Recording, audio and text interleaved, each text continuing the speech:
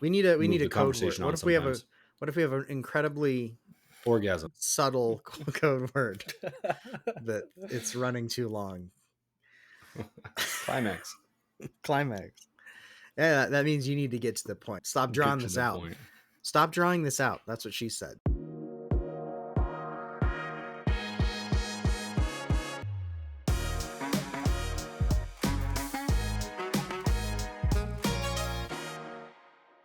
What's going on, everybody? Welcome back to Never Lag.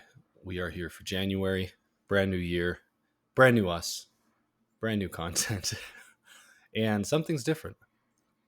Something is different. I can't put my finger on it, but something just seems off here. It's almost like No. someone is with us. Someone's watching over us. Our guest appearance from this year about last year, is going to join us a little bit more frequently here. So Calvin he's got the full setup. Look at him all geared to the nines, ready to podcast his little heart out. So glad to have you, Cal. I am here and with more than absolute basic equipment, so should be ready to go a little bit. 2025 is the year we get serious. We got serious equipment. We got serious people. We got serious content. Yes, it's going to be nothing but. I'm in the wrong place. Yeah. Yeah, I hope you're ready. Zach could maintain that for all of 30 seconds, probably. Yep. So, welcome on in. We're going to do, this is February about January. I don't know if I'm going to keep up that spiel this whole year again. It was kind of funny. Maybe it's played out at this point. It's a lot of words. It's a lot of words. It is kind of funny, but I also don't put it in the titles of our videos because I tried that once and I was like, this is really confusing. Oh no, yeah, that's a terrible idea. That's so confusing. I didn't. Yeah, and the joke is that it's confusing, but it's also genuinely confusing. Yeah, right. The joke it's funny but because it's also it's a problem. Yeah. It's also a problem. It's why we only have 7 subscribers. That's Look who's back with us from this year about last year and this month about last month. Because it's February and January's games carried over from last year. Oh, so here at Neverland. Yeah. How you guys? First of all, how you guys been? How was the?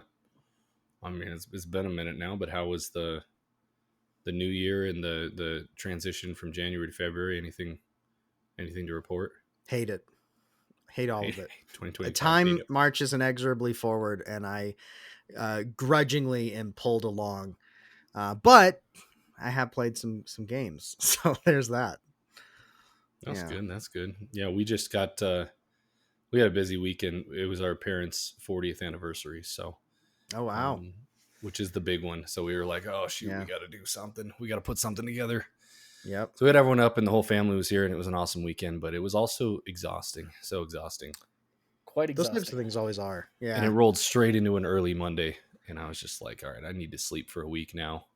Yeah. And you know what they say about 40th anniversaries? Good for the marriage, bad for gaming. So that is that's the subtext of the Ruby? It's the Ruby anniversary. Right. Good for you. Bad for gaming. It's not until I think it's 45 is backlog anniversary where you get a whole year. Just catch up on your video game backlog. I can't wait until I'm, in my 60s and I hit the 45 backlog anniversary. I mean, at a certain point, you can't do much else. So yeah, I guess it would be the backlog anniversary. Yeah. Okay. Well, let's roll into it. I got quite a few. I played a lot of small games again, as is my MO lately. Yeah. Calvin, I know you've got the big one. Yeah, I'm kind of the opposite of you. I have 2 games, one of which is just very big. So we'll I'm kind of in between that. Somewhere in the middle. Yeah. Okay. Well, that gives me a vague idea of how we can mold our conversation. But I guess I wanted to start off with Jump King because it kind of spanned the end of the year into the new year. I know that you came up here, Zach, you and Calvin both. For just that new year, work off. Yeah, that was time New period. Year's Day. Yeah. And we showed you Jump King, and you were immediately addicted. And thankfully, it seems that you broke that addiction upon leaving. But mainly just by not having it purchased. Otherwise, I probably would still be playing. Oh yeah, you don't have it. I haven't purchased it yet. Yeah. So, I mean, it's one of those Bennett Foddy likes. I don't know. We got to find a different name for these things, but like getting over it with Bennett Foddy was kind of the Foddian. That sounds terrible. That's a terrible word. Is the term, I believe. Foddian games. Well, way back in the day, getting over it with Bennett Foddy was, I think, kind of the OG of this. I'm sure there might have been something before that, but that was like the viral one that you and I, Calvin, we played that years and years ago, and it is truly a horrible game. Like it has no redeeming qualities whatsoever. It's designed to be bad to play. Yeah, it's a novelty. It's designed for streamers and a night of frustration if you're hanging out, which it worked for us that one night. But I had my eye on Jump King for a while, and this is one that maybe a year or two got its viral moment, similar to getting over it with Bennett Foddy. And so I finally grabbed it and jumped in with, I can't remember if I think I jumped in before you, but it was when you came up, Calvin. And I was surprised to find that this game is not strictly a novelty. Like, it actually is pretty well designed. And for those who don't know, the premise of the game is basically you jump everywhere. So it's like a 16-bit, I don't know, pixel art game. And you are another just one button game.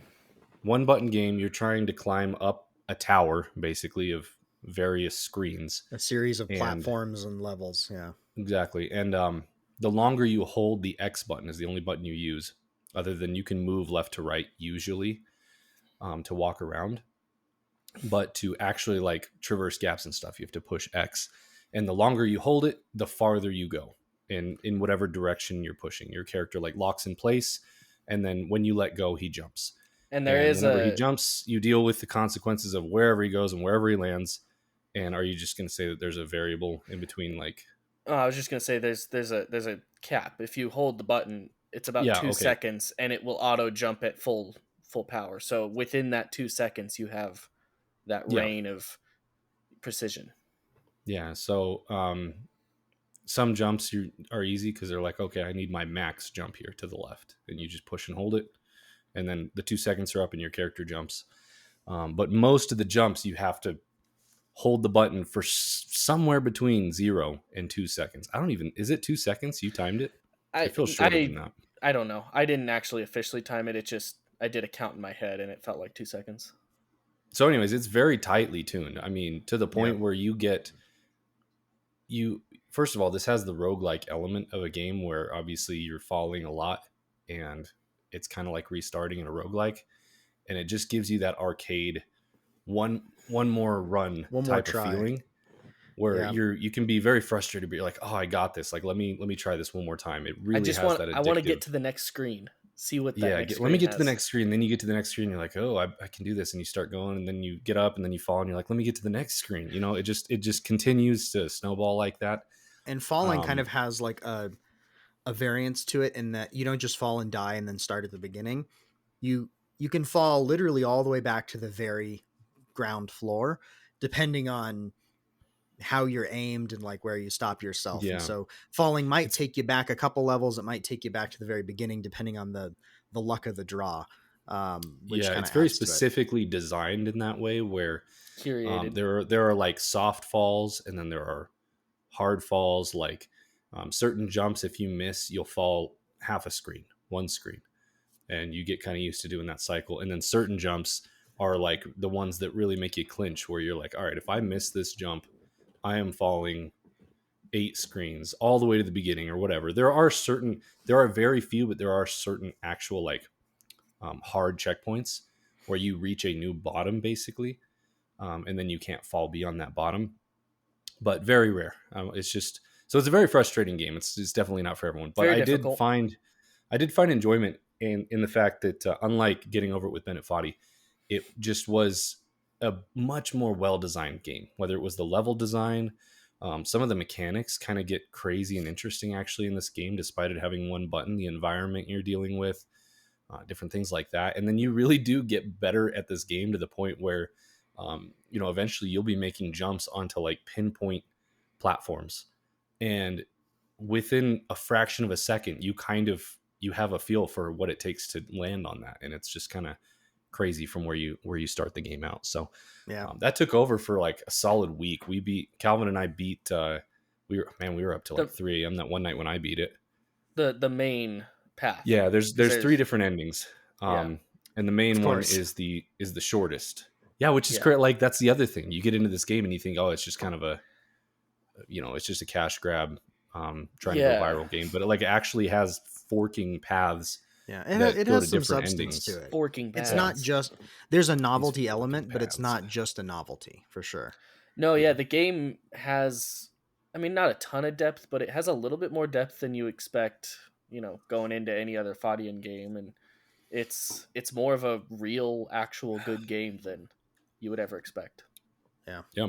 So we had a blast with it. We, like I said, me and Cal, we beat the main path ending. Yeah. Actually, originally, I accidentally took the left path before I even knew there were paths. I found it, and Calvin he did some research, and it turns out I picked the longest. I found my way to the longest path in the game, and it was just crazy. I ended up having to reset though because of letting you play. For some reason, it overwrote my cloud save, so that's why I went the main path. But I started the second path, and Calvin, you did too. I got like 50-60% of the way up. It gets really, really hard. I didn't make it as high as you, but it's intense. It's very difficult. So I kind of fell off. I'll probably go back to it at some point. It's just kind of one of those games where you're like, I don't know what to do, and it's brain dead, and you just pop it on one night and jump around. So yeah, it's addictive. It's addictive, that's for sure. I recommend. It's cheap too. I think you can get it on sale for like $5 or whatever. Yeah, probably great on Steam Deck. So that's kind of how we started 2025 with just a painful game.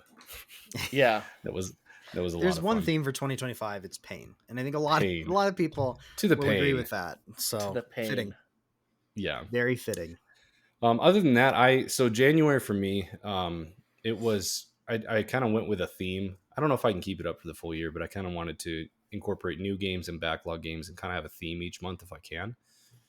And we'll see. This month was it was supposed to be vibrant sci-fi, but it pretty much just became vibrant sci-fi or vibrant fantasy. Vibrant for the most part.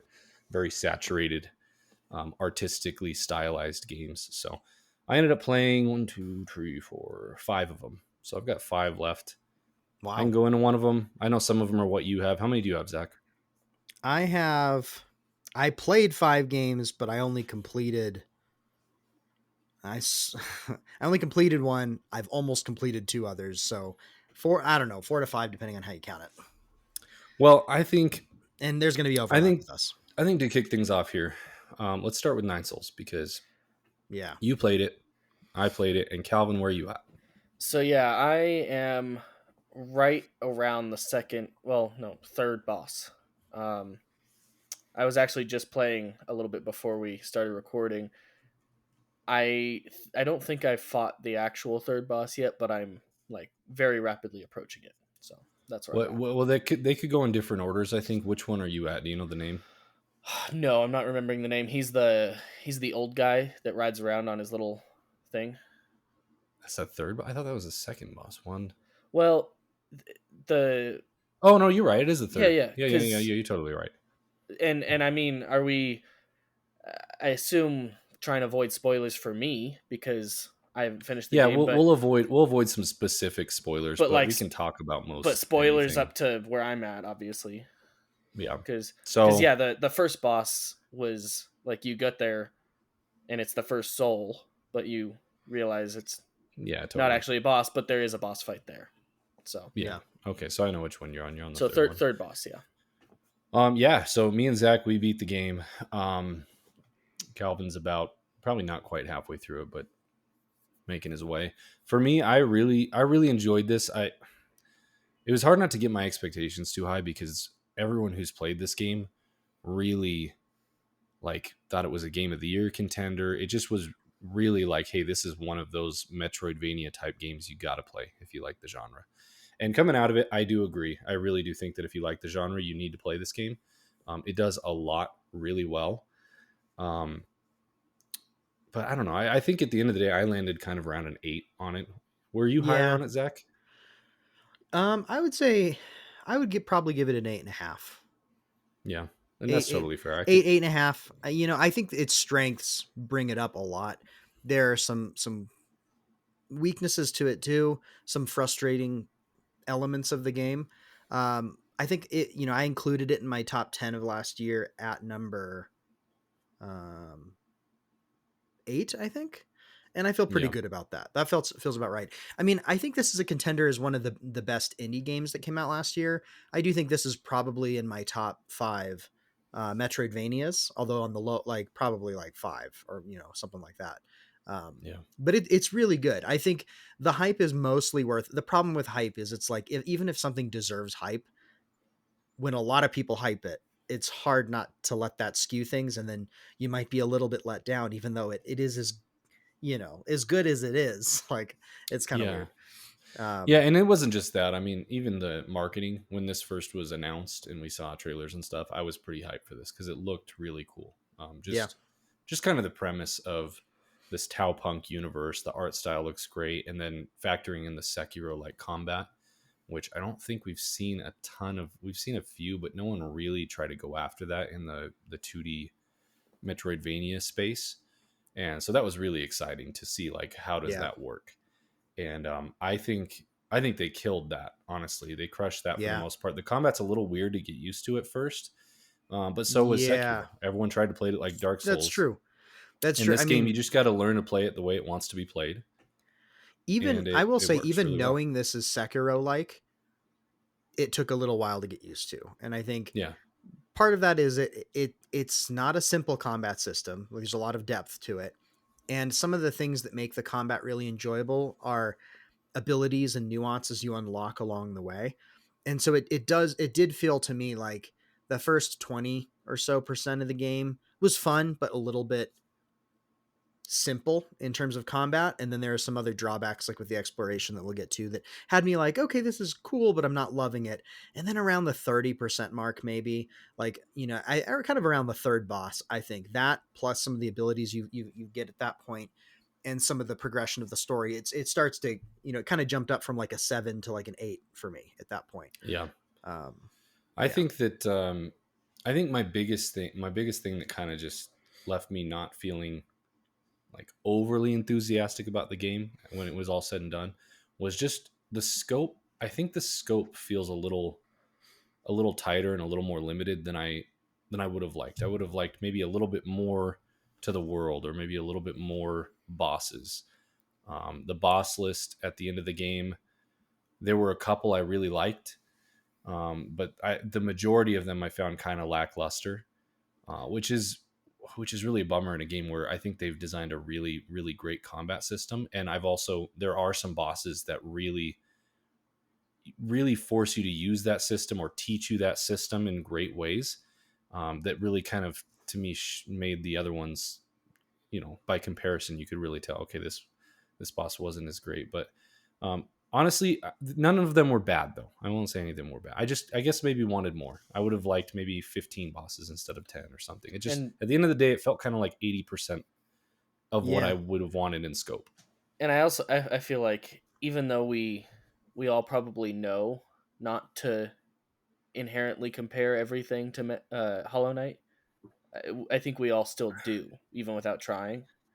And when you compare almost anything to Hollow Knight, especially Hollow Knight's world and exploration and the depth it has, most things are going to fall short. So, which I wouldn't. I would tell anyone going into this, do not even think of Hollow Knight, because this game is not like Hollow Knight in almost any way.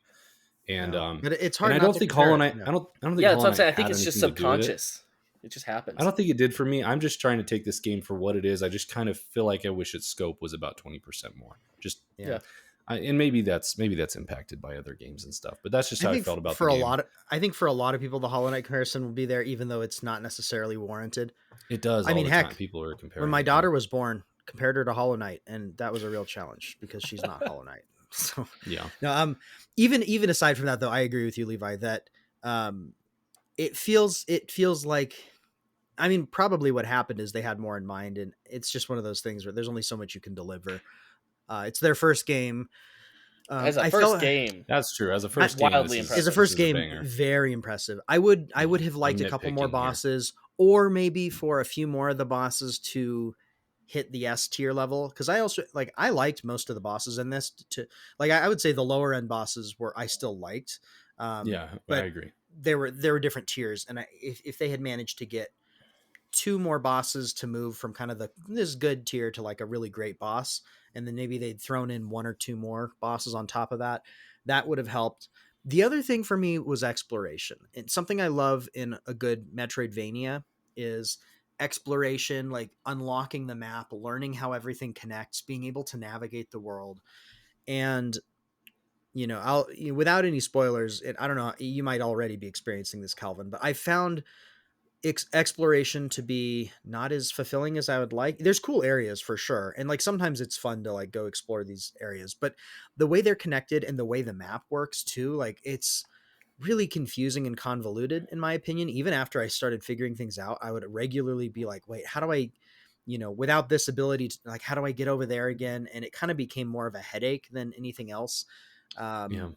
And it didn't really make me feel like going out and exploring. It felt more like just obstacles. And Levi, one of your earlier points is it didn't have the exploration. It felt more like, to me, it felt on the rails while still being convoluted and confusing.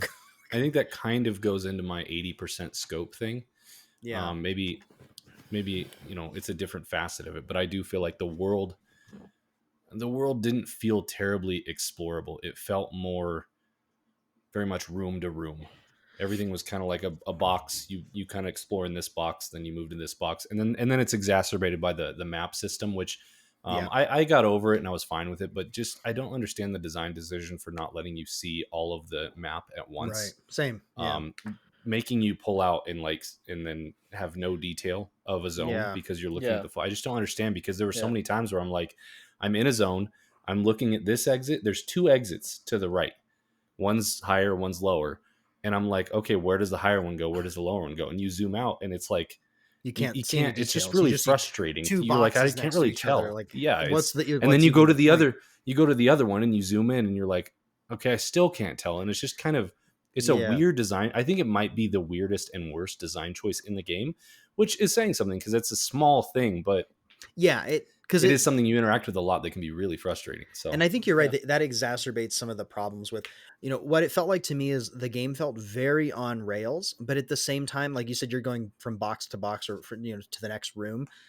But a lot of times I didn't know exactly which box I was supposed to be in or how to get there, even though it was incredibly on rails. And so instead of exploring and discovering other things and unlocking this ability over here and finding this cool new region, I would basically go up against every brick wall that I couldn't unlock yet in 8 directions with a convoluted map. And you can't pin anything. And I'd spend an hour just being like, I am so bored and frustrated. And then I'd figure out, oh, great. And then I'd be having fun again because I'm in a new box. I'm in the box I'm supposed to be in. I'm back on the rails. I'm fighting enemies in that room. And then it's fun. It is a difficult thing. That is a difficult design thing in Metroidvanias. It happens a lot. But in the same way that we praise Dark Souls for its level design, I do think that these developers, if there was a weakest link for them going into their sequel, it definitely is level design, map design, because it feels on rails and it feels kind of simplistic in its map design, but at the same time, there were several times where I was like, I don't know where I can progress. A little and bit. I would go check 8 things, like you said, and I'm like, I don't freaking know where to go. Yep. Also, slightly separated from the level design itself is the direction of the game. I feel like the game has been telling me where I need to go, but it's not as clear as I would like it to be, and I still sometimes feel like I have no idea where I need to go, and it's like you said, it's hard to figure out where I'm. That's another thing. It could definitely do with some better posting, because there's the character Rui. I say it. The AI, the AI companion, Rui. He will often have some sort of dialogue to kind of indicate where you should go. But the thing is, the game doesn't do a good job. He's far off, first of all, in the hub area.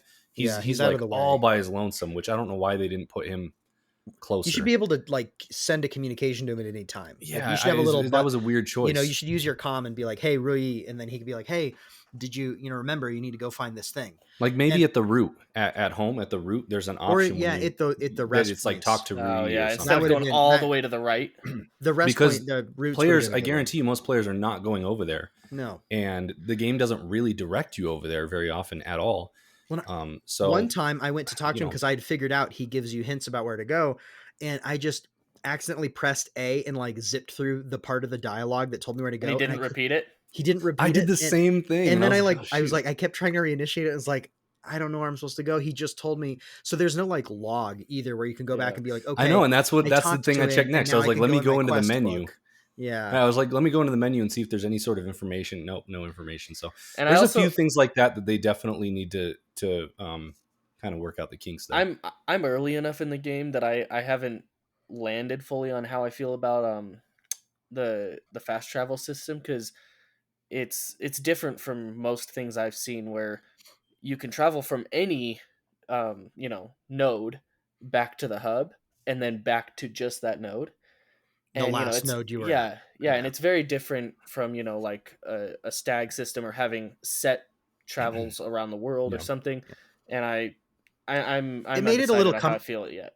I felt that a little cumbersome at times where it's like I'm trying to do a couple of things and it's like I'll travel back to the hub and then I want to do sort of an interstitial task, and so I want to go somewhere else and then back to where I was, but you can't do that, and then that compounds with.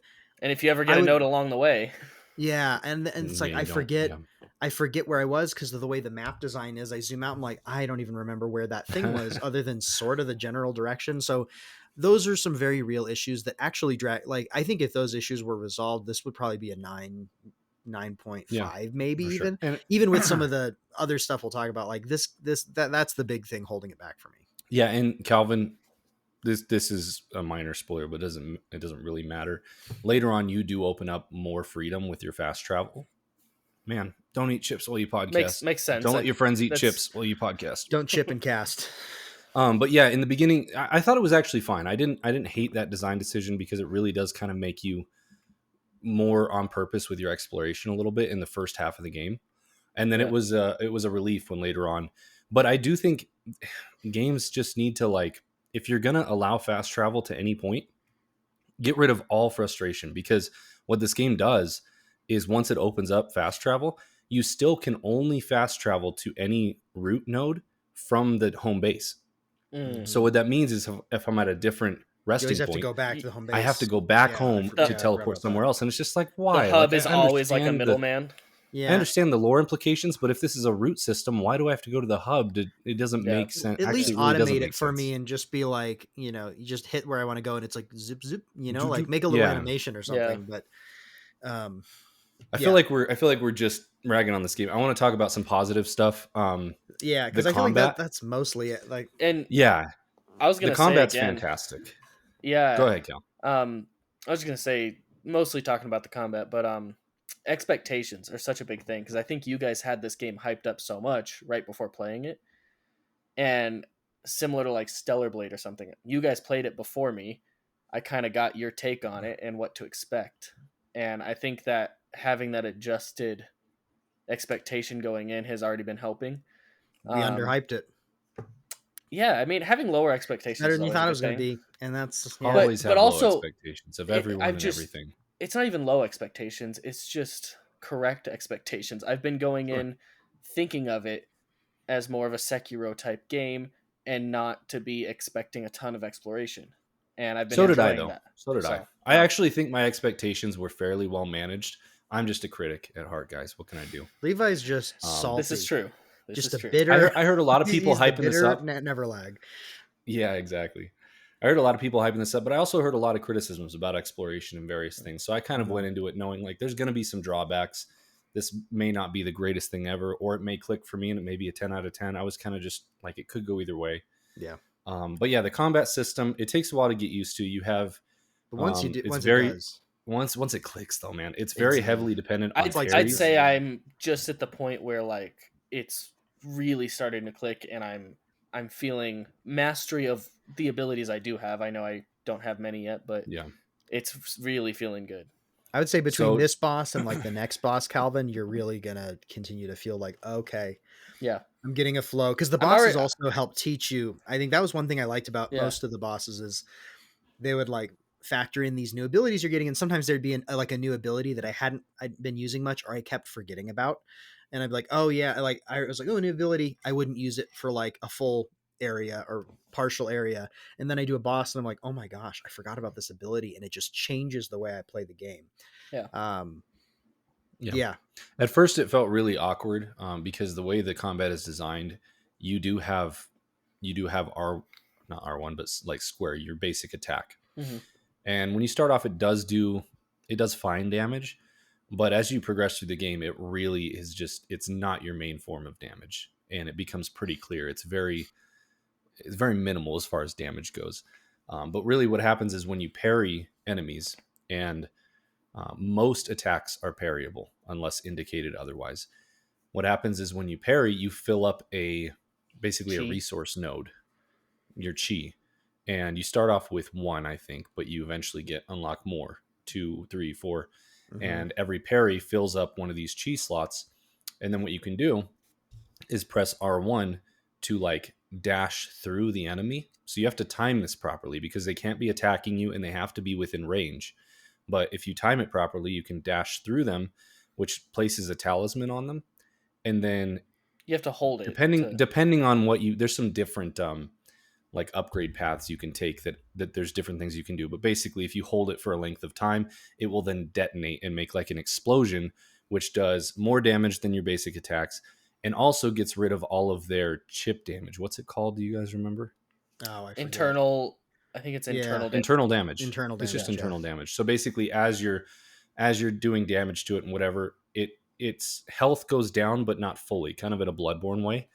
And to actually get its health to drain, you use this talisman ability. Yeah, so it's like kind of an overlay bar that'll go down as you're just hitting it, and then you attach a talisman and blow it up, and it'll like take away kind of down to where you had gotten it. And so it incentivizes you that if you're just swinging your sword, it's going to take forever. But if you're doing that and then dodging and then dashing and getting your talisman, you get a couple of hits, a couple of deflections, build up a couple of talisman or little. It's a great cycle, nice little dance. Blow it up. It's a very fun and like intuitive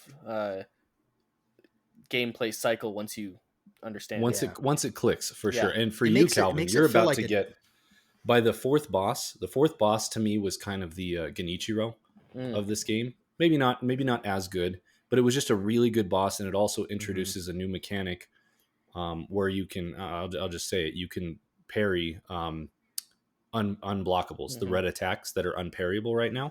You eventually unlock the ability to do that. And so with your kind basic parries, counter, your talisman, and then you already have the jump parry, which I forget what that's called. Skull kick, I think. I don't know. No, that's skull kick is when you attack down. Yeah. I don't remember what it is. But so basically the jump parry is when an enemy does an attack that is red but then like kind of flashes green, it means it can be jump parried. So you have to be in the air to parry that, which is a simple little twist, but it is very satisfying, and it feeds that like rock paper scissors thing where just standing there and parrying will not do anything. You have to see it, recognize it, jump and parry. And then later on, you factor in the unblockable parry, and you really have this full rock paper combat system that Sekiro was so good with. And you really start to get in the flow with these boss fights. So I love the combat system. I hope that, I don't know how they make a sequel directly to this game, but I hope that in concept and combat, they kind of keep going, because they have something special. They have something special. I mean, even with some of the bigger issues we talked about kind of at length, this is still like probably an 8.5 for me, 8.5 out of 10. It's really good. Some incredible, like there are a couple of bosses in this game that are probably in my top 15, 20 boss fights. And then there's one or two bosses that are probably in my top 10's hard. There's one boss that might be in my top 10 boss fights of all time. The final boss in this, and maybe we'll talk about this at length on a different episode because we're already running long, but the final boss is really satisfying, is very much, again, like Sekiro, a culmination of all of your abilities and forcing you to master everything. There's a little more to talk about there, but in general, have you beaten it? No. I still I can't say I'm gonna beat it anything else without spoilers. You probably will. I actually haven't really played much video games in like a week or so, but where I'm at, I've played enough of the final boss to like be able to say that confidently. So yeah. The other thing, I just real quick, the final boss is really fantastic. I have a critique of it, but when it was all said and done, I was like, that is a fun boss to fight. And in fact, after I beat it, I went back and I played for another hour and a half fighting the final boss to get a really clean run recording, which I will show you, Calvin. I already showed Zach, and it just I told one of you, both of you already. It really reminded, like, watching this video or getting used to this final fight. It just looks more than any boss I've ever fought. It looks so anime and a little Smash Bros. Like it legitimately looks choreographed. Which it's really well done. So when that can happen while being part of like an actual well-designed tight combat system is really cool. Yeah. So they did a great job with that. Go ahead. Yeah, I'm excited. I was gonna say, where I'm at, the bosses I have fought, none of them have been like super difficult yet. They've been a fair challenge, but the bosses have been very creative so far, and I've really been enjoying that. Yeah. So that's something I'm enjoying. They'll continue a lot. to be. Yeah, the creativity and the uniqueness of the bosses. It feels pretty original stuff. I'm not expecting. Yep. So. And then I don't want to drag this out too long, but we didn't touch much on the story. The story is really good. It's really engaging. I love the way the story is told. The format, the art, the comic book, little like clip-ins with boss fights and stuff. Things. Yeah. So cool. So much style. Man, and then every time there's like a flashback. It's with the music. And, it's all Hang, his sister. Your sister, yeah. That relationship is just really well done throughout the whole game. I won't spoil anything. The relationship with Xuan is also very good. It is. Yeah, and that's the other thing I wanted to call out is the hub area is very cool, very cozy. And then it does that great thing in video games where over the course of the game, it gets more and more homey. It gets more and more lived in. Stuff and yours. Gets added to it. Stuff gets added to it. And I loved the this game did a great job of, there wasn't too much in the world, which is the world wasn't that big to explore, but there wasn't any useless things out in the world. Yeah. And the things that you found were, for the most part, I found exciting. Like, oh, cool, I found this. Oh, cool, I found this. And one of those are the gifts you can bring Xuan. Yeah. And I just thought that was such a cool. Yeah. And it was weirdly satisfying to bring these gifts to Xuan, increase your relationship with him, get to know him, and teach him things, and watch him grow. Yeah, or because play with whatever you got him. Yeah. I just recently, it was so good. I brought back a painting, like an old painting, and gave it to him, and he was like super interested in it, and then he was like inspired to try art himself. And I came back to the house one of these times, and on the second floor, there's like 3 or 4 paintings that he had done hanging on the wall, and they're like really like horrible drawings of people in the house, but they're hilarious. It's good stuff. He's the best. He's the best of us, though. Xuan is just he's great. And it's kind of realistic, like the way it will progress. Like you'll come back. That was part of what was satisfying, is you'll bring him a gift, and he won't just play with it right there for a second.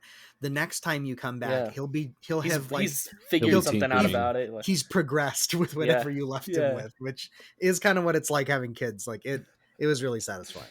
Yeah, I love that. So I will say between the relationship for Yi and Hang, and then Yi and Xuan, and then just the story at large, it was a little bit oversold to me. People really were like, "Oh my gosh, the story of every boss when you get to see where they came from and stuff is just like tears at your heart." And I didn't so much feel that way. It was interesting. I liked it, but just the overall premise of the story.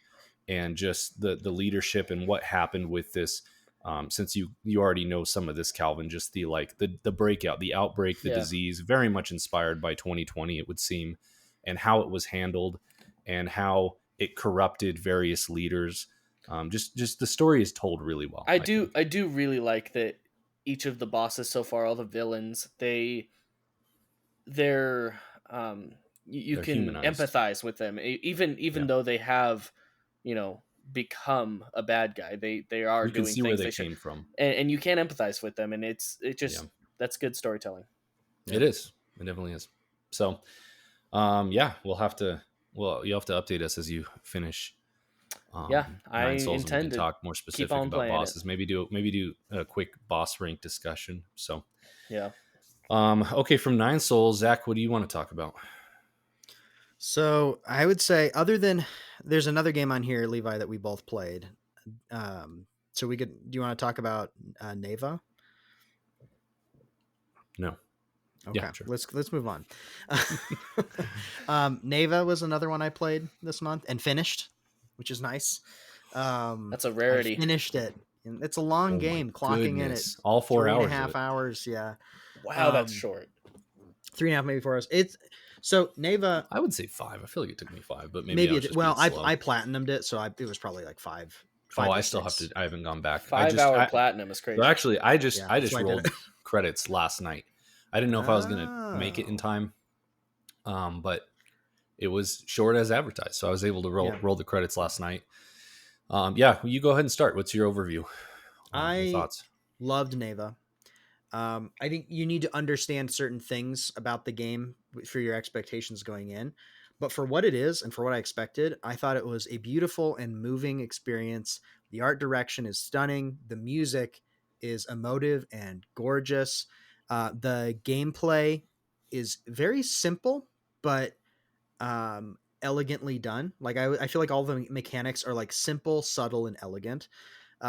There's a little bit of exploration, a little bit of combat, a little bit of puzzles, just enough that it feels like it's not a one-note game, while still being contained enough that after 5-6 hours, it is exactly what it needs to be for that time period. It doesn't overstay its welcome, and it gives you enough complexity that it feels very satisfying for that period of time.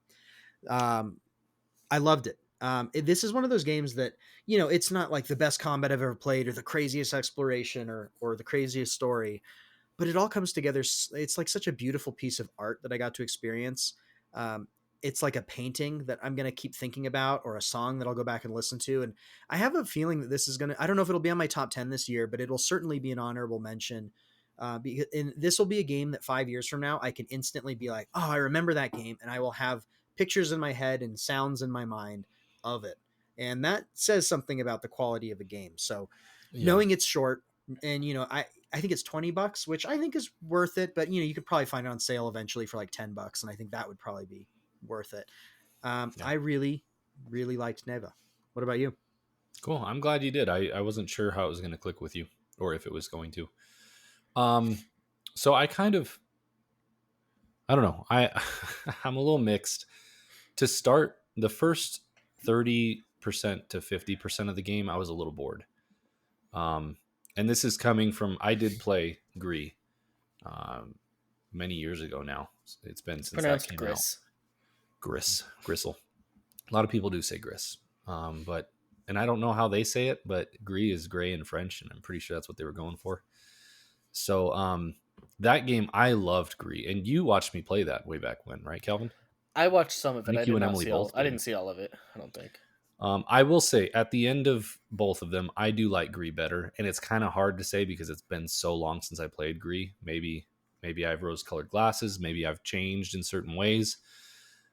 Gree is just, I really loved Gree, and this game, I will say, the second half really started to engage me a lot more. The first half felt a little dull and a little boring of a start to me mechanically. This game has combat where Gree doesn't, and I think that's fine, but I will say the fodder combat was really boring. I enjoyed the quote unquote boss fights in this game. I thought those were really fun and kind of ingenuitive and spectacles.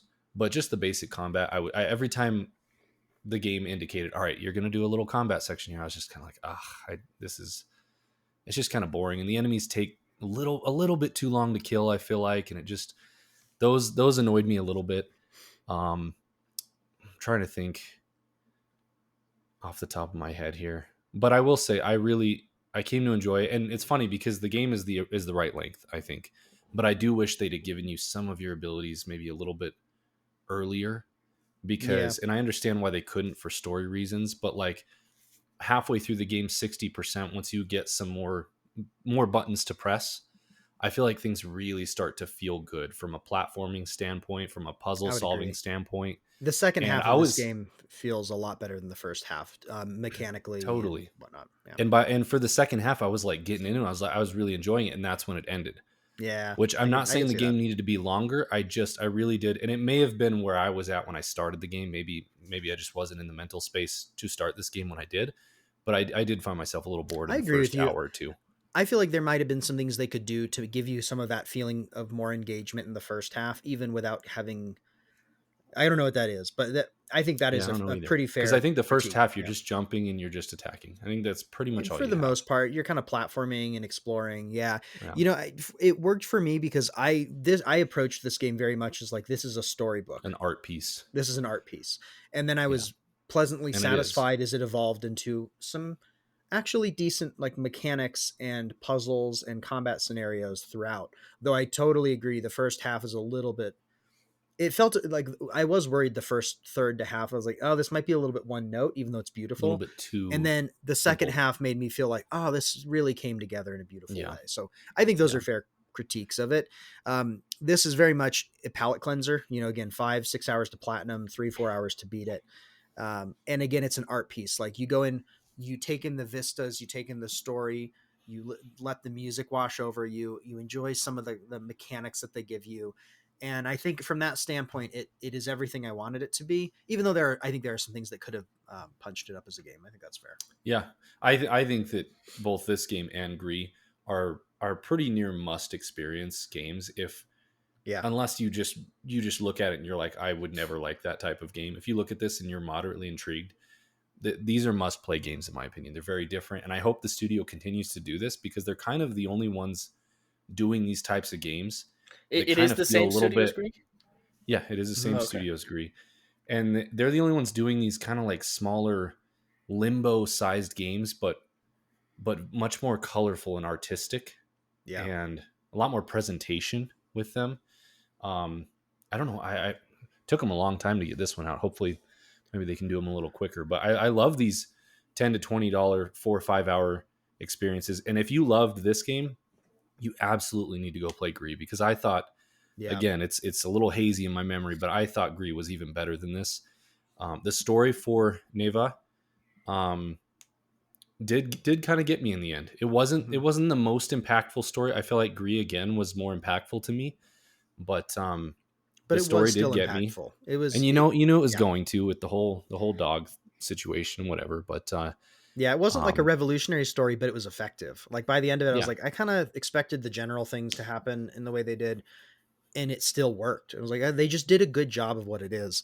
I'm going to be playing Gree this year because I did enjoy Neva enough, yeah, and I it's can't wait to hear your thoughts on Gree. such a good again palate cleanser. Like I tend to play a lot of big games, and it was really nice coming out of Tears of the Kingdom and Elden Ring and Horizon Forbidden West, and I forget what else I even played last year. Coming out of all those things and just being Something like, more simple and just I played it in a couple Yeah, of nights, and it was like that was it. I yeah, can't and wait to I hear your thoughts on Gree post Neva. Yeah. mm, And kind of see how it compares with what I remember. It does not have combat, and yet I think it's a little more engaging in gameplay. So I'm Hmm. curious if that holds up or if I'm incorrect. Last thoughts about Neva. Um, I really loved the mirror section Me too. later in That the was my game. favorite. That That was my was favorite so section. good, man. Yeah. me I too. wanted more of that, honestly. Yeah. There could have been more of that, because when that started happening, I was like, this is a sick mechanic. Visually, gameplay wise, this is really cool. And then the other thing I will say is that there are optional flowers to find. And I found most of those to be actually very well designed and engaging puzzles. Like Yes. Agree. they're not terribly easy to get to, some of them, and you really have to sit there for a second and go, And like figure it out. Yeah. what in my kit? What order can I do? How can I get to this flower? They were Yeah. pretty solid. Not anything you're going to sit there for a half an hour, but a good 2 to 5 minutes. You're really trying to figure them out, and I found those really satisfying. So Agreed. Absolutely agree. Calvin, As someone, you didn't play it, right? so no, I have not All right. played either Neva or Gree, but I want to get to them, and I think they'll appeal to me anyways. But it's nice, like you said, a palate cleanser. the really short runtime just makes it so approachable. You can just, whenever you're kind of in between a game or feeling weekend, it, or just jump You could in. do it. This is a And great it's low commitment. Yeah. You could do this Also, in 2. I think I did it in 3 nights, and that was with the platinum.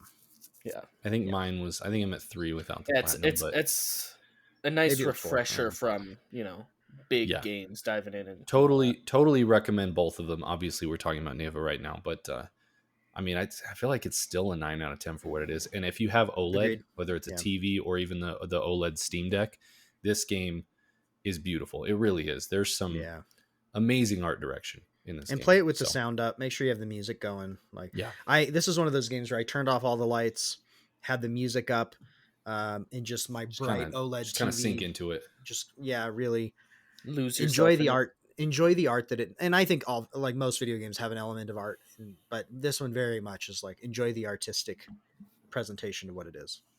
Yeah, I will do that. All right. There's Neva. By the way, the whole thing about like how do you say it? Neva. I swear to goodness, the character in this game, she says it differently throughout the entire game. She absolutely I was like, are they trying to just like mess with people? Because sometimes she would say Neva, sometimes she would say Neva, sometimes it's Neva. It's just like, it's just like, what is the name of this dog? Oh my goodness!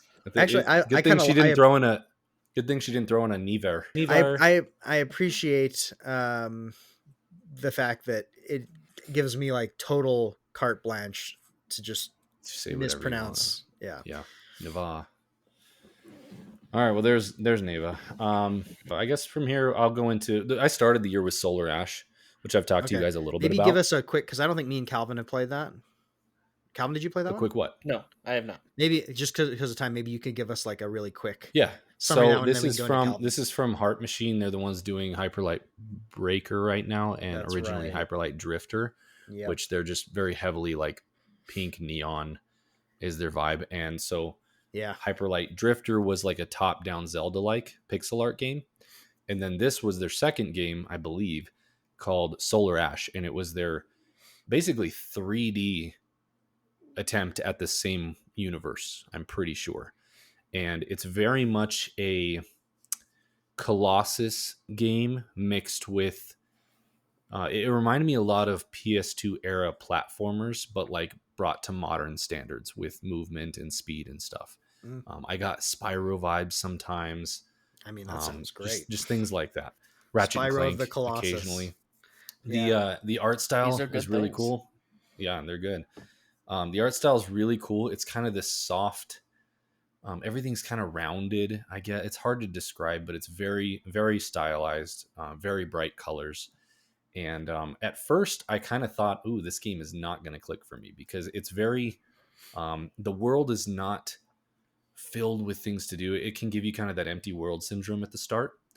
But once you kind of understand the scope of the game and you settle in, I really started enjoying this. And also once you get past the first or second area, there are some really dope areas in this game. And they really play with a lot of these. You're basically in a void.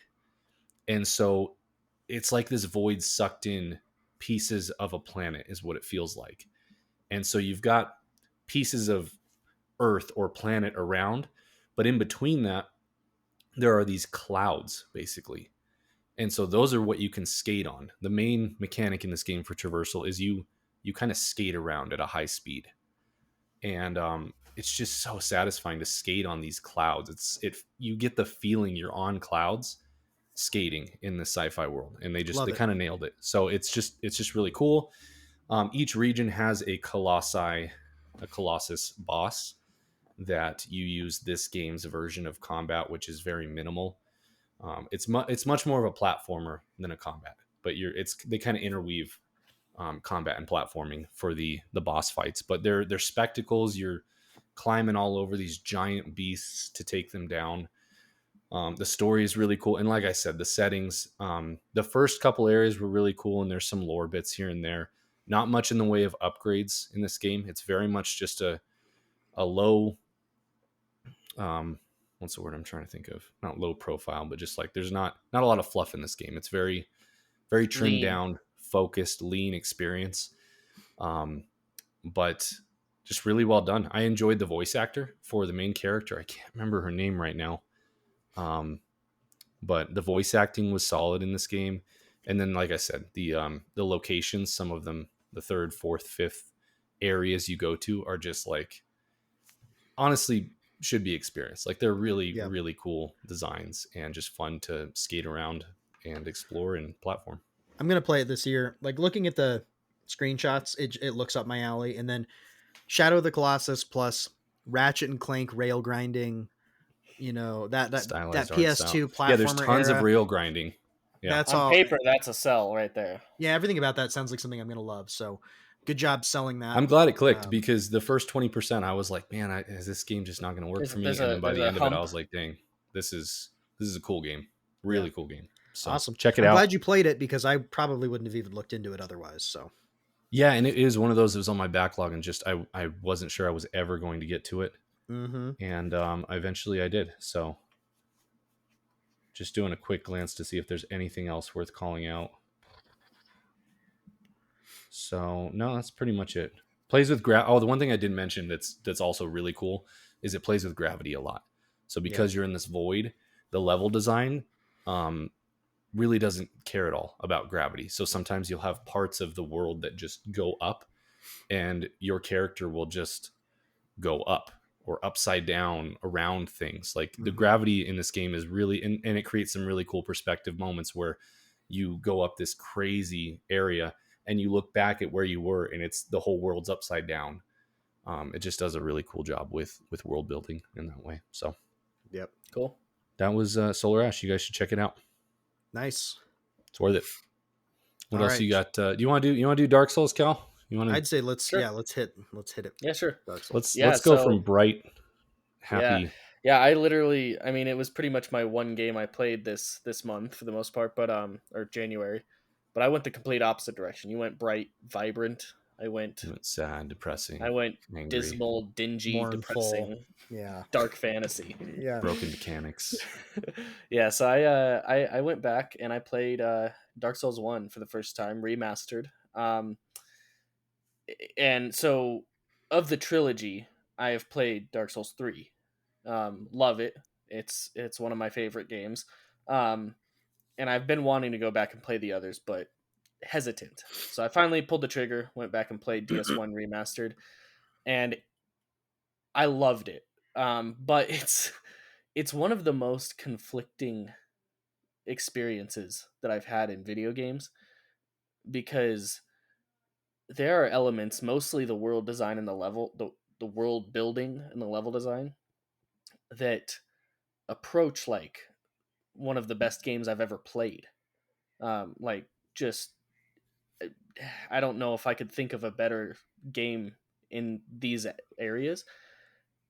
And then there's other parts of the game that are just maddeningly horrible and just pure evil to play.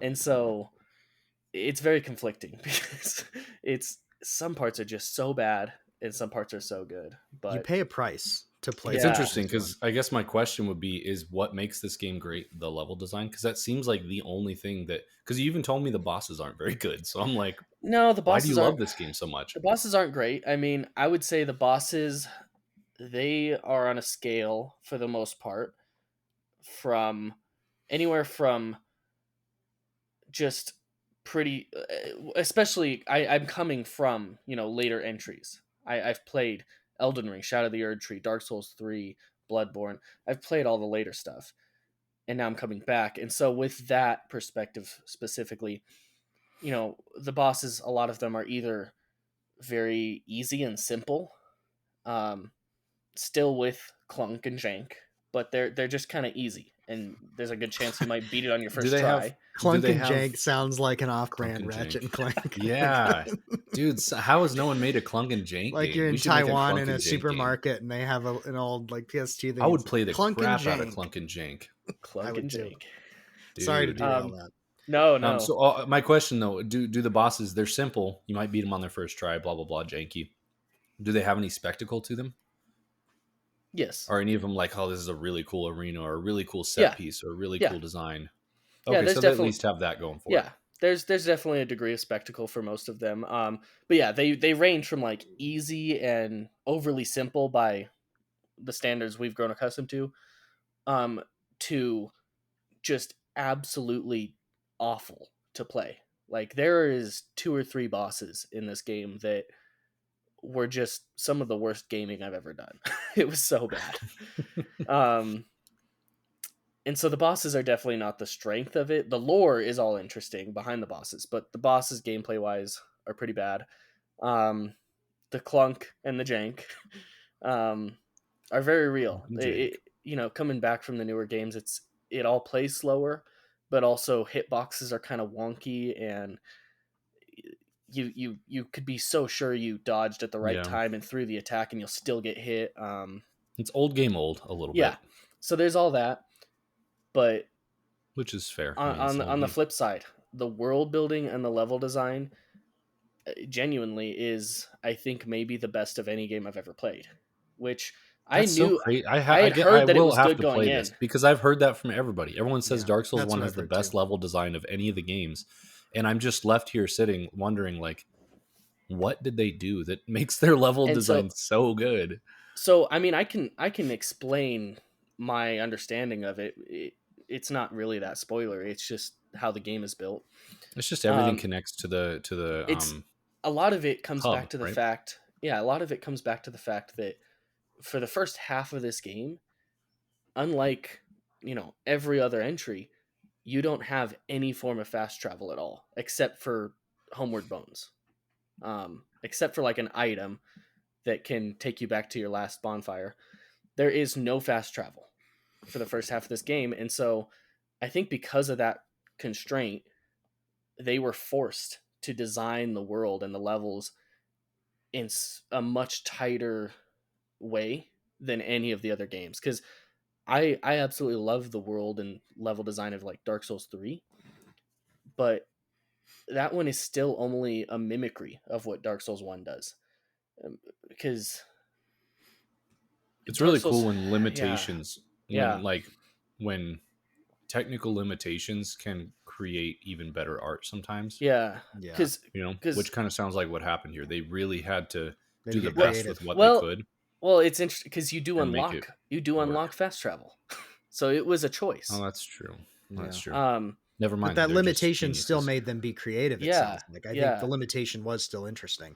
But yeah, to like again you've been forcing yourself to have a limitation. Yeah. To compare to DS3, DS3 overall is much more linear. You progress through the areas in a fairly linear way. Each area can be open zone, and within each area you have that classic design of looping around on itself and connecting in shortcuts. But the game itself and the world itself progresses pretty linearly, if that makes sense. Whereas DS1, that looping, that layering, that interconnectedness, it's like a fractal. It's pretty much the entire reflecting world. infinitely into itself. And it's also it's like I know the cord that hangs when you plug it in. I know something that we all really appreciated about the level design in the world of Shadow of the Erdtree was its verticality. Rather than just being like open and to the sides. That's something with this game too. It has insane verticality. Really? It goes really, really deep, and it goes very, very high. Game. That's cool. That's and crazy. All of it too. Yeah, it was a PS3 game or PS2 game, the original. And PS3. PS3, I think. Yeah. And it's no, it's no Tears of the Kingdom or anything, but it's just impressive when you start to see and understand the scope of the world and how it's all connected. And again, outside of like dying or scripted moments where you like get teleported somewhere, there's no loading screens, there's no anything. You can travel from Firelink Shrine to the very bottom of the map without ever hitting a load screen. That is cool because like Dark Souls 3 is very segmented, and that way you can't really do that. So all right, last big question here. Will Dark Souls 1 will it break out of the bottom of either Zach or my tier list? Ooh. That is a really difficult question. Prognosticate, my guy. I think I think it could. I could see it going either way with both of you. I was surprised for myself. I'm thinking it does break out of the bottom for me. But I know you guys, you like some of the other games a little bit more than me. We're a little bit different on some of those. And so it's hard to say if this one could usurp any of them. But I do think it has the potential to, because the good of this game is potentially the best out of the entire series. It's just the most uneven. Despite the bad. Like. Despite the bad, yeah. Most uneven. Yeah. What a boring answer. Of course it could, Calvin. Yeah. 50-50. Well, how much does world building and level design matter to you? I do like a lot, but then also the second thing that matters most to me is boss design. So like, you know, which is here's my question then. It depends. For me, it's less the boss design and more how much does this make me want to ram my head into a brick wall repeatedly? And it sounds like it has a lot of that. There is one boss in particular. There's one boss in particular I will say that you might break a controller on. Okay. Oh wow. It's the worst thing I've ever done. Can't wait. Well, I will. I don't know if you'll get to it. I plan to get to it this year. It's on my short list of Souls-like games. I'm already playing it. Also, yeah, but are you though? Are you like not committed to it? Hey, I'm playing it. Not really. I am playing it. Another cool thing, just getting back. Since I've beaten it now, going back and watching lore videos, kind of diving into the lore and the story of the game. Again, DS3 was already kind of a top game for me, and I loved it. Mm-hmm. But now, seeing where everything came from, seeing pristine, you got the reverse original perspective almost, and Orlando. But either way, which is what I'll get. Both DS1 makes DS3 a better game. DS3 makes DS1 a better game. They make each other better, and in the end, I think having played Dark Souls 1 is going to make DS3 rise in my ranks. I hope I have that perspective, because a lot of people who played Dark Souls 1 back in the day disliked Dark Souls 3 for that reason. But you know, that's kind of retreading old ground, time and place perspective type of thing. So maybe that's the better way to maybe that's the better way to experience it, is Dark Souls 3 and then Dark Souls 1. The trade-off is you just have to deal with more of Clunk and Jank, our two worst friends. Dude, I want to play Clunk and Jank. We got to make it. That's our game. We got to make it Clunk and Jank. All right, man. I got two more. What do you got? I have two more, but one of them is really quick because I didn't get far in it. Cool. Go ahead.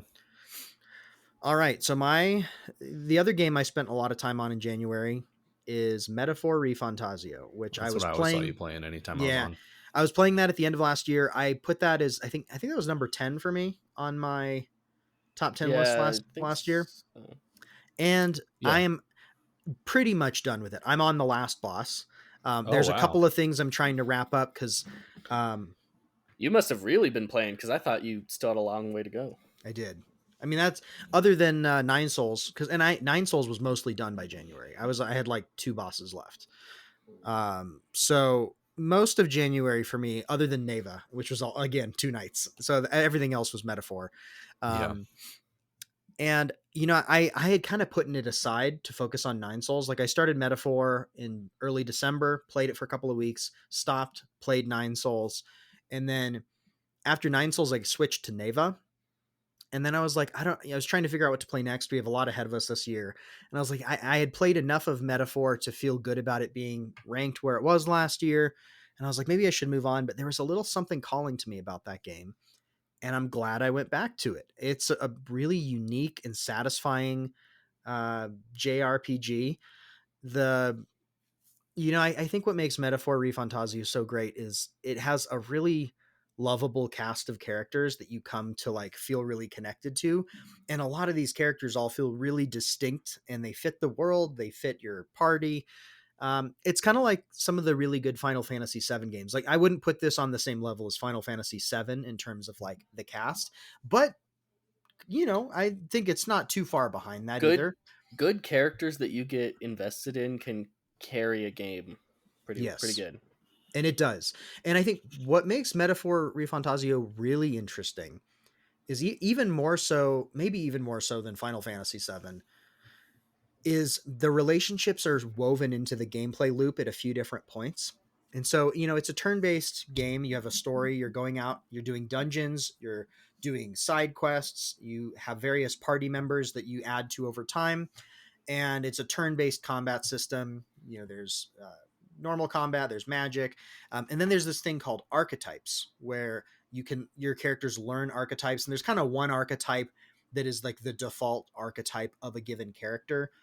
So you'll have one person, they have the warrior archetype, and another has the gunner, and another has the healer, and so on and so forth. And it's satisfying because as you like meet new people, you build relationships with. To unlock those archetypes, you have to build your relationship with them. So you have to spend time like helping them with side quests in their life, helping and like talking to them, helping them move. Sometimes it's kind of like JRPG, where sometimes you like it's combat stuff, sometimes it's like you're doing it's story related, but that feeds into like deepening your bond with characters, which then unlocks archetypes, which then unlocks like sort of evolutions of archetypes. So you'll have knight, and that'll evolve into magic knight, which will then evolve into dark knight or paladin. And so you kind of want to progress these relationships for the story reasons, and because you start to care about the characters, but also because you get these cool archetypes that you can then level up over time. And the archetypes are kind of interwoven and integrated. And then that all plays into, the Atlas team does like the whole calendar system. If you've ever played any of the Persona games, where it'll be like, we have 30 days until this thing happens, and we got to do our heist by then. So you have like a calendar where you have a certain amount of time, and you can do only so many things in a day. So you're like, okay, should I go do this dungeon, or should I deepen my bond by spending time with this character, or should I level up? You have like attributes that you sometimes need to be able to do other things. And it kind of becomes this juggling act of like doing all these things along a schedule to make sure that by the time you fight the big boss of an area, or like do the big dungeon, you have the right skills and the right abilities leveled up. I do that in real life. Too close I do that to in real life all the time. Yeah, I'm like, you have a work project due next week. Should you work on it? Should you sleep? Should you play video games? I think I feel like that hits too close to home. You'd think, but I mean, it's kind of like, I think it's kind of like in the way Animal Crossing or Stardew Valley hits, where it's like when you video gamify anything, it can it's because you don't have to actually do it's you're hitting X and you're watching the numbers go up, and you're watching the chart fill up, and the pluses happen. It's the satisfaction of doing life things without doing anything. It's exactly that. But it's tied in with a cool fantasy story, cool creatures, cool archetypes, and good music. Are any of these characters like all timers for you? Do you come out of this game and you're like, this character would rank on a top 10 character relationship of all time in a video game? I need to sit down and think about what that list would be. I don't have that list off the top of my head. Maybe it's probably top 15 or 20. I mean, you think about like Aerith, or these are I mean, again, this isn't this hasn't supplanted. I'm just saying, like, you Final Fantasy VII, but I come out with a character where you're like, okay, it's in the conversation of. I think it could be in the conversation. Yeah, I off the top of my head, I'm thinking maybe 10 in the 10 to 15 range. Okay. But I need to sit down and think about how many relationships. Yeah, exactly. Some of it's waifus, some of it's like good friendships too. Like there are some great characters. Husbandos. Husbandos. The relationships and the characters are really good and really distinct. And that has been my favorite thing about this. So it's good. Go ahead with, what were you going to say? I was just going to say, I'm envious of the story and the characters that I won't ever get to experience, because this isn't my game. This is my type of game. I don't know if there will ever be one that clicks for me. And that's similar to me. Like, I can tell you it won't be. I would like to experience it, but like, even if I enjoyed the game, I can't go in on 80 plus hours knowing. Did you come to love the combat, or was it just I love the game and the combat is okay? I don't hate the combat. There are moments that I really get into the combat. It's kind of hit or miss. The combat is kind of, it's turn-based combat, and you have these archetypes. Archetypes give you different abilities, many of which are like elemental or strategic. And that's kind of like the classic elemental system, where it's like something's weak to ice, you got to use ice. But it also gives you weaknesses. And then there are also like kind of more complex abilities, like certain things will have buffs and debuffs where they can like create a repelling force field where anything you attack them with will bounce off against you. So you need a special ability to break their force field, or it's like a complex version of that is pretty satisfying. And there's synergies between the characters too. So it's like if you have two characters and archetypes leveled up, they can like give each other even better abilities. And all of that actually, especially later game, this is another example of the early game combat I didn't like, and I've come to like it quite a bit overall. The downside is that this game is not good, in my opinion. I haven't played a lot of these, but for me, I often will like go into a dungeon and like you can like pay informants in towns to learn like some hints about, okay, this dungeon, you know, the boss is going to be weak to this type of thing. But that's often pretty limited. And a lot of times you'll have a boss that has a suite of abilities and it might have ads next to it with their own abilities. And it won't give you a lot of direction about what you really need from your party. And so it's like, okay, might say I need ice, but realistically, I need specific sets of ice abilities. Specific ice. And I need like certain counter abilities so that I can get through their force field, or it's going to repel it back and KO me instantly. You sound like such a nerd right now.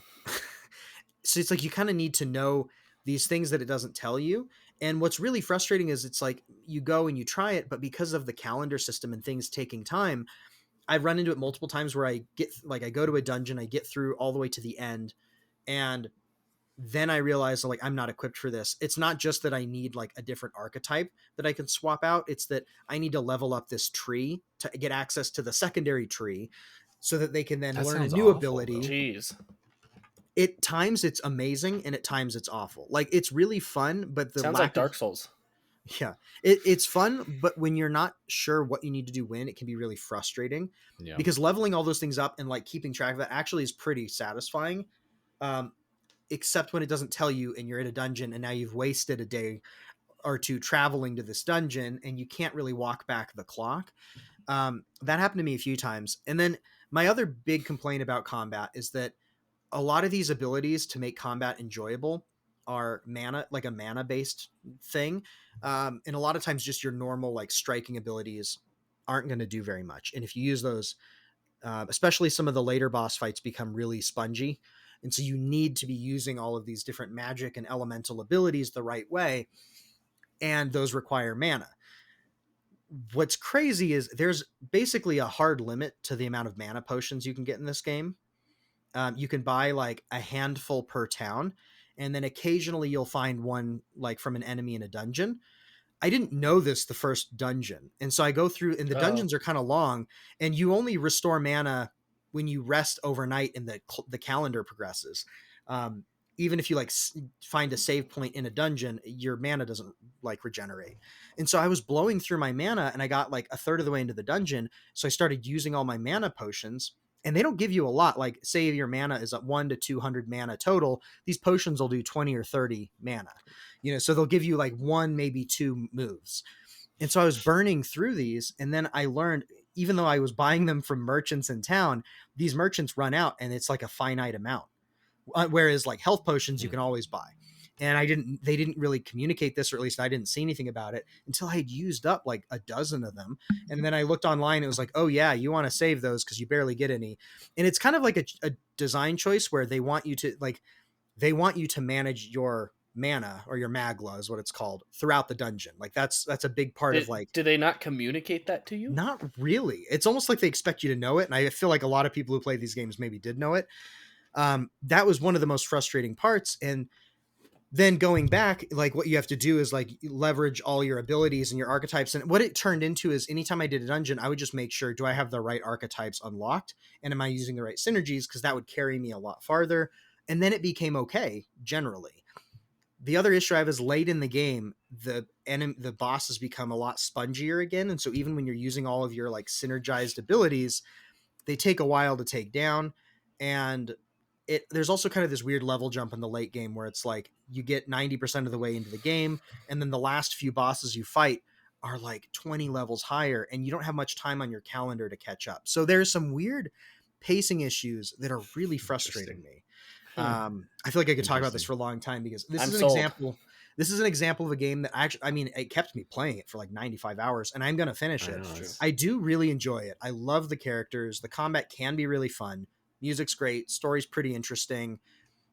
And it's it's gotten me. But there are some really frustrating things about it that I feel like weren't talked about as much as I would expect. Like most people just raved about this game, and it deserves a lot of praise. But there are some really frustrating like imbalances, especially or maybe issues. As like more of a blind newer player who doesn't know.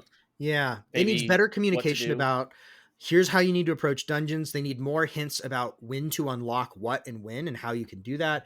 They need more communication about, hey, your mana is going to be very limited, so let's think about that. And even with that, I think they should have made the mana player. I think they should have given you a way to get more mana. It's more odd. Maybe there is a way and I haven't found it yet, but there needs to be something that's a little bit more forgiving there. It's gotten to the point where in the very late game, things have gotten so spongy and like mana's limited. I dropped the difficulty down to easy like just recently because I'm like, it's not fun. It's just taking forever and burning through all my potions. Because like you're making it sound terrible in so many ways, and yet you're awake for the first time today talking about it. So yeah, well, and what's funny is like I would clearly enthusiastic about it, but everything you're saying, I'm like, that sounds not fun. I might move this up one rank on my top 10 last year too, because it does some things so well. It's just it has these like couple of things that make it really frustrating at times, and when you account for them, walks up to you and insults you and slaps you and walks away, and then you're like, she's fantastic. I'll have another. Yeah. So I love her. I feel like I'm also this is the first time I've even talked about this game out loud, because this is not something I can talk to anyone else. No one will let you talk about this. No, if I brought this up at work, I'd be fired. My wife might leave me. So I almost shut down the podcast. we almost closed shop up here. So yeah. Anyway, there's a lot of good to this game, and the combat is fun a lot of the time, and the overall loop of like all of these things working together actually is like a symphony when it's working. And so there's a reason people get obsessed with these games. The story is really cool and really good. Characters are great. The voice acting's great. I mean, in a lot of ways, this is a 9 out of 10 game. There's a couple of areas where it drops down to like a 4 or 5, and it overall I'm not sure where it nets out because it doesn't feel like a 7. It feels like an 8 to 9 to me. But last time we said that was Stellar Blade. Yeah, it's a very different game than Stellar Blade, but I think there's some similarities where it's like I don't know how to rank this because it doesn't feel like a 6 or 7. Yeah, it feels like an 8 or 9 overall, but there are some things that are going to really hold it back. Yeah. All right, climax. I'm ready. Now. Wait, what? I was wondering if you were going to remember that. You don't remember our secret word? I do. So, all right, I want to try and get us out of here with we're closing in on an hour and a half, which is a respectable time. We'll have to do better. But last 2 that I played were Mini Shoot Adventures, which is a top-down Zelda-like game. And it's a lesser known but very highly rated game on Steam. I don't know if it's on other platforms. Oh yeah, you told me about this, and it sounded cool, and then I immediately forgot about it. It's super cool. It's super cool, super cool. Worth playing. Yeah, so you play as a ship, like a little spaceship, basically, and you move around. The movement is very smooth. The gameplay is very smooth, and it's basically a twin stick shooter with bullet hell elements, and then also Zelda-like exploration and upgrades. Which is it's a lot of cool things put together in one. It's made by 2 people, I'm pretty sure. And it's just perfect. I think this game quite literally is a 10 out of 10 for what it is. It's one of those games where it's just like, this is a pristine, especially like Steam Deck handheld game. I played back and forth between Steam Deck and PC. The art style, I love. It's just perfect. It's simple. It's stylized. But it's really well done. It's pleasing to look at. The world is cool to explore. And as you go out and explore, you'll be finding other ships, basically other robot ships that will kind of come back to your hub in the center of the map and become a shop or help you with the map or do some sort of vendor thing or upgrade. You're also, as you're shooting enemies and taking out other ships or whatever, you gain... There's a little bar in the top left of your screen where you gain experience, and I'm just calling that out because the visual effect that they did is really cool. It's like it gets filled up with little beads as you take stuff out. Really satisfying to watch. But yeah, as you level up, you can unlock certain upgrades RPG style where you can kind of select, oh, do I want to wait for another level so that I can upgrade my damage, or do I want my ship to go a little quicker, or do I want my bullets to go a little faster? There's different things like that, and you can kind of pick, prioritize what's more important to you. By the end, you'll have everything upgraded and new abilities. It also does a great job with just ability unlocks, opening the map, Metroidvania, Zelda style, where, at first you can't do very much. You're very weak. Eventually your gun can do a whole lot more, and you get a dash, and you get a turbo mode. You get the ability to go on water, which sounds simple. You're a ship. It's kind of funny, but I guess it's not. I don't know. But the transition from being on land, hovering over land or whatever, to going onto water is a completely different feel. It's much more drifty and glidey on water, and that comes into play. Yeah, it literally feels like a jet ski, and it's so cool. They nailed it, and that comes into play in combat, boss fights, and things too. You'll be going from land to water, and it'll screw you up because your ship will start to drift more or do different things. So this game, it's probably a 10-hour Zelda-like. I'm not too big on Zelda-like games, actually, I've found over the years, but this one really clicked with me. It just kind of does everything right, everything perfect.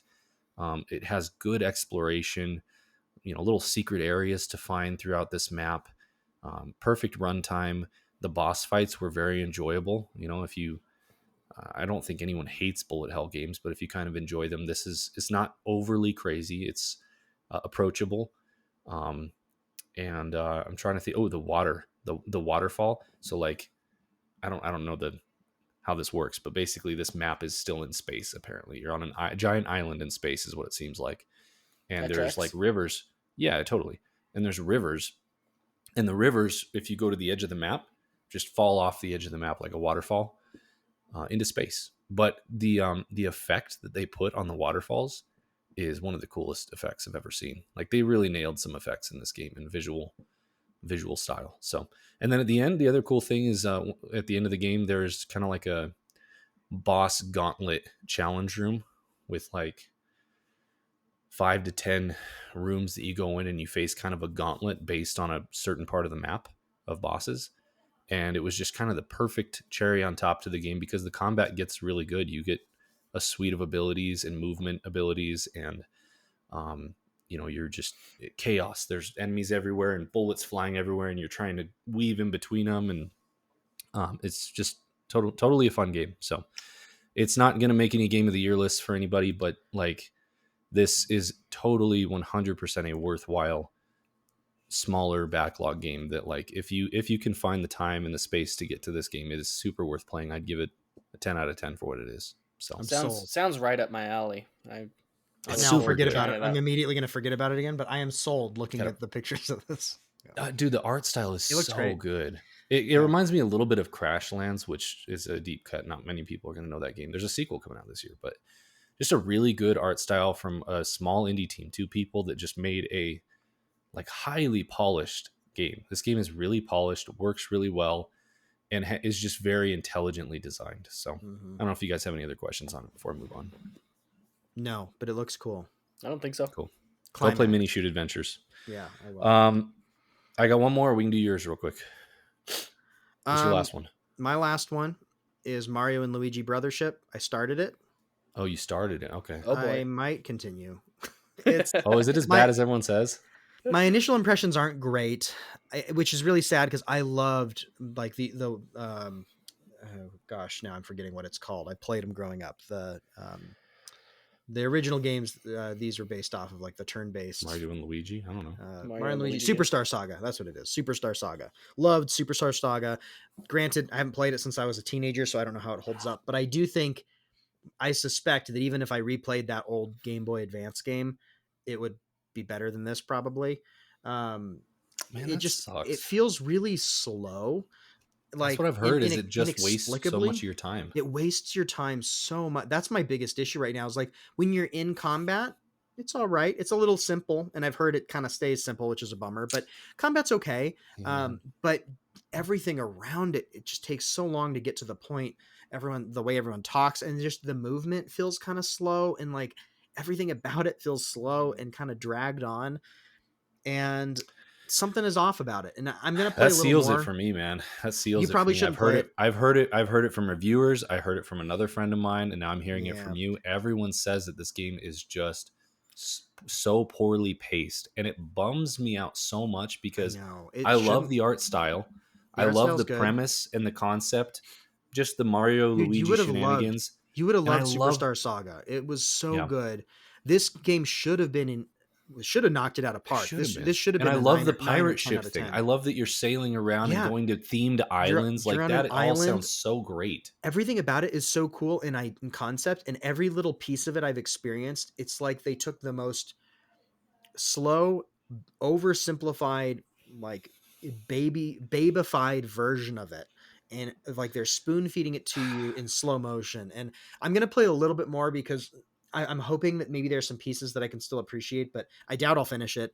And it's kind of one of those things where I'm like, I don't know if I'm gonna get through another hour. Bummer. How long is the runtime supposedly, like, I've heard it for the goes full on a game? little. Pretty long. Like I've heard it's All like I've heard is that it's too 30 long. 30 plus hours. Which Yeah. if this game was fun and the pacing was good, I would actually be down for. Yeah. But it sounds 30 like hours it of really that sounds rough. 30 to 40 hours of like just your time being sucked away. It really makes me wish Really that frustrating.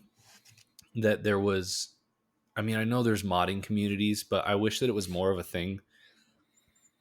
It's such a specific complaint, but like with games like this, it would be so cool if there were a director's cut mod edition where like modders went through and trimmed all the fat, Yeah. and you could play the more concise. Like I kind of wish that was a modding thing that happened. Like think about even Final Fantasy VII remake. There's some fat that could be trimmed there. Yeah. Yeah. That it's like it would be cool if there was a modding community where it's like, hey, here's the director's cut, like brief, the non-extended edition of this game, Yeah, because like, I want to play Brothership, but I need the non-extended yeah, I need director's half cut of this it game. gone. It's kind of like someone took the 3 Hobbit movies and Oh, they edited out all the bloat and turned it into one like 2-hour movie. And yeah. my brother Ethan, he was like, it's actually great. It makes the Hobbit movies watchable. I kind of wish they had yeah, I wish there was a mod for that for various games. I wish there was a scene for it. I'm gonna have to learn to mod because no one's gonna mod Brothership for me. So, right. allegedly. So anyway, I'll give it another hour or two, and we'll see where it's at. But I doubt anything's going to change, and it's a real bummer. I was really hoping to still enjoy this game somewhat, and they're making it really hard. Yeah, that was the nail in the coffin. I guess in the back of my mind, I was still holding out hope that it wasn't as bad as everyone says, but literally everyone says the same thing. So it's kind of writing's on the wall at this point. Yeah, that sucks. My last game is Transistor, which I just kind of fell into playing this game. This is another eternal backlog game that I've had. It comes from the studio Supergiant, right? Hades. Is that Supergiant? Same studio that makes Hades 2. Yeah, that sounds right. As well as Bastion. And they made another like weird multiplayer game in the middle somewhere that I haven't tried. I think it's called Pyre. But Bastion, excellent game. It's very short top down, simple game, but man, it's so, if you like Hades or Hades 2, you can go back and play Bastion and you can see so much of the DNA of where Hades came from. Yeah, even the art, this really artwork looks kind of like Hades. Yeah, they have such a style. Like this studio has a fingerprint. This looks cool. Yeah. And Bastion was awesome. Loved Hades. Haven't played Hades 2. It's one of my most anticipated games once it comes out in full release. What I've played is pretty good. Yeah, but Transistor is one of these games where I booted it up years ago, and it's very unique. It has a different take on combat, and it can immediately kind of make you bounce off of it, I think is what happened to me. I was just like, oh, this is not quite what I thought. I don't understand. And I just bounced off of it. But it fit the vibrant sci-fi themes. Yeah. And I was kind of looking for something to play in between Nine Souls. And so I ended up playing this on the Steam Deck. And it's really cool. Again, if you like Supergiant games, if you like their style, this game oozes their style, and you see so much of the DNA from Hades and Bastion in this game. They just have a knack for creating really really dope characters and really dope worlds. And then also they have such a swagger and style to the way that they write and the music and just the worlds that they build that are just, I think if there's one thing this game does best, better than anything, which is kind of what Supergiant games do, is world building. I just feel like the world building is so good in this game. And it's the whole premise is very Tron-esque, like you are in a digital world, and it kind of explores some interesting concepts that I feel like we haven't really done in media, which is interesting to me because it's like, what if we did one day civilization only existed digitally? Like we could no longer exist in the physical space and we found a way to transition to a digital world. What are the perils that could eventually happen as we start to see things like, I don't know, it almost reminds me of like natural disasters or global warming in the real world. What kinds of things would be like that in the digital would be the world? equivalent? Like what kinds of conspiracy things, like what conspiracies could happen where parts of a town start disappearing because it's code, right? Like what? Yeah, the hard drive's getting wiped. It's just really fascinating stuff that I'm like, why haven't we seen this? Yeah, it's a really cool world. Stop giving me games that I want to play. It kind of has this like noir 1920s meets Tron vibe. Tron Noir is a subgenre, dude, I didn't know I needed. It crushes it, man. It's so the world building is so good. And again, you have your main character doesn't speak, but the titular transistor is your sword, and it's basically what's it called? Not a talking head, the opposite, a talking non-head. Like the sword talks and it kind of is your narrator. It acts as your narrator through this game. Sentient sword. And there's plenty of notes and lore and tidbits to pick up. And then as far as that, beyond that, you will, the crux of the gameplay and combat is it's very much like arena based combat. You'll kind of minimal exploration, not a ton of exploration in this game, very linear, very, very story and world building paced. But you'll go into a combat segment and it'll kind of block off a portion that you're in and you have to finish this combat section, and then you kind of move on, you continue to explore a little bit. And the way combat works is it's the closest thing I can think I've seen to like Final Fantasy VII Remake, where they really tried to blend real-time and turn-based combat in a very unique, imperfect, but like really novel and kind of cool idea. Basically, you can perform real-time combat, but the way enemies are designed and you don't have a ton of health or like evasive defensive maneuvers, you'll take a lot of damage in real time. So you can do real-time combat, but the whole trick is that you basically can push a button and go into tactical mode. And in tactical mode, time freezes and you can move your character around, and you can also execute attacks. But everything you do takes up a chunk of basically a time. You have an allotted amount of time in tactical mode. If you do a big ability, it'll take up a third of your time. If you run around, it takes up time. You can also go backwards. There's like a rewind feature. You're like, oh, I didn't want to do that. You rewind. Cool. So the whole thing is you're like trying to figure out the most efficient way in tactical mode to like get in some damage, take out this enemy, and then get away so that awesome. you can wait for tactical mode to recharge. Wow, that's and so it's great. Kind of this.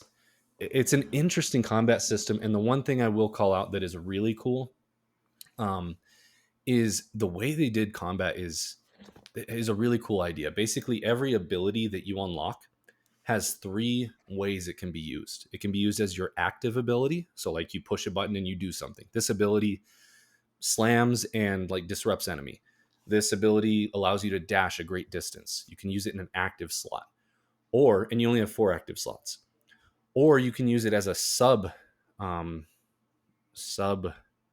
literally can't ever think of the word, but like a subcontractor, subcontractor, submarine substitute teacher. And you can use it as a sub ability. Basically, you can put it in a slot beneath the main ability. Sure. And it will augment the main ability in some way, as described on the ability. And then the third way you can use it is in a passive slot. You have 4 passive slots as well, where you can put an ability and it will passively make your abilities do more damage or allow you to have a shield or things like that. And so it's just really cool. First of all, there's like 16 abilities in this game. So I don't even know how many combinations that would be, like thousands, it would seem. So you can really like create your own build and kind of figure out like, okay, is its main ability more important to me, or would I rather use it as a passive ability or an augment to another ability? If I combine these, that's cool. And every main ability can have 2 augments. And then the other thing is that you have to keep in mind is you have a certain amount. Every ability requires 1 to 3 or maybe even 4 charge slots, and you have a certain amount of like battery.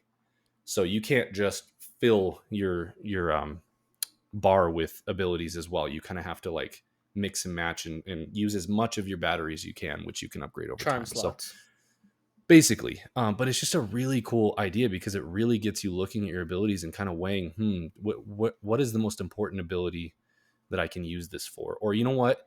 Let me scrap everything and try some new abilities and try augmenting them and see what it does. Because, it has that thing where it's like, if I use this storm ability with this, what happens? Oh, now it's like also pulling enemies in, or, it just has a really cool... A lot of build variety, it sounds like. A lot of build variety, a lot of like exploration within the abilities, which I think is the coolest part of the combat. The combat itself is okay.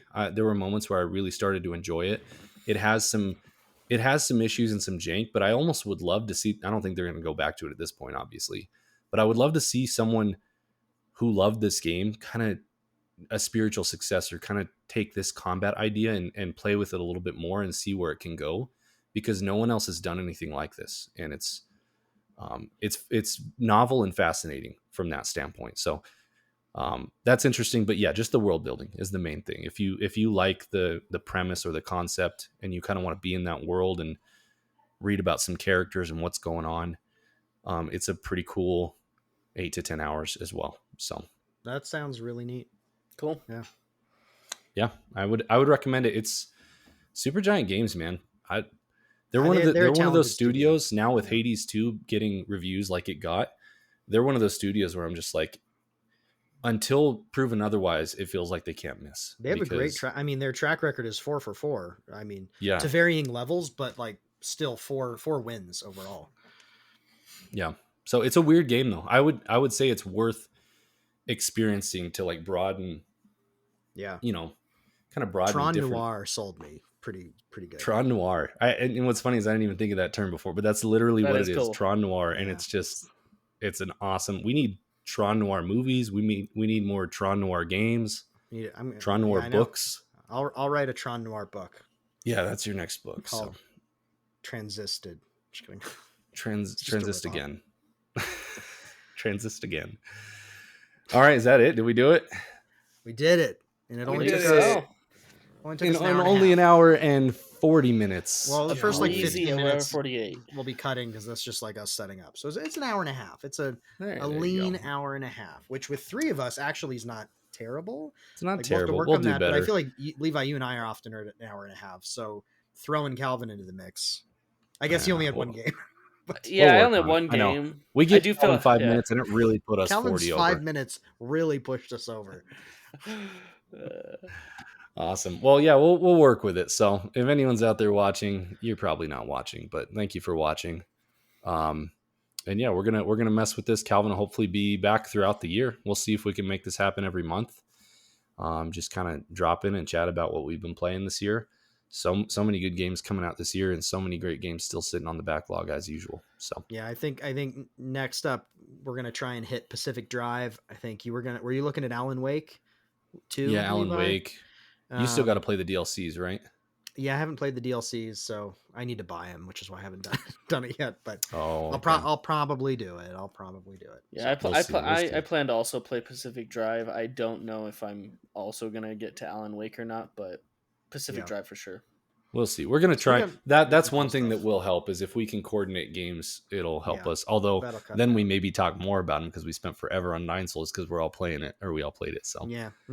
What can you do? What can you do except upload a 2-hour video to YouTube? What can you do except like and subscribe to the Never Lag podcast? Exactly. Nothing. That's the only agency you have in this life. So do it. It's the only way to fix our economy. If you want to fix our economy, existential individuality by subscribing to our channel. Yeah, exactly. Cool. That'll do it for January. We'll catch y'all in February. For February. March about February. We'll catch you in March when we talk about February. Catch you in March about February. Thanks for joining us.